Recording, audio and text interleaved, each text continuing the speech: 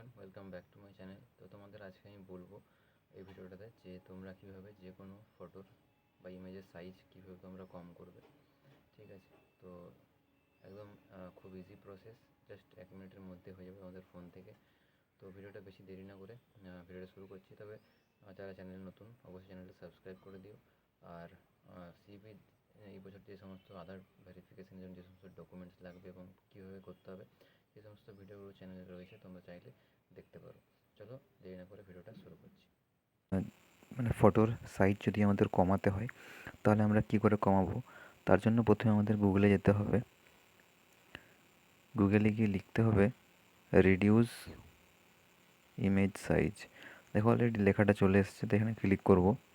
যে প্রথম লিঙ্কটা আছে রিডিউস ইমেজেস, এখানে ক্লিক করব।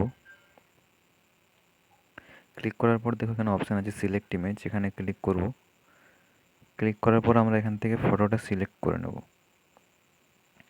ধরো এইটার আমরা সিলেক্ট করে নিলাম ফটোটা। দেখো এখানে ফটোটার সাইজ আছে 1.76 MB।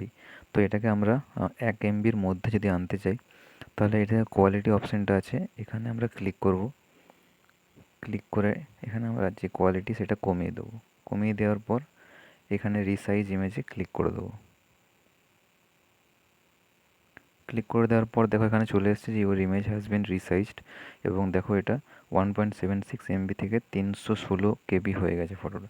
এবার এখান থেকে আমরা ডাউনলোড ইমেজে ক্লিক করে ফটোটা ডাউনলোড করে নিতে পারবো।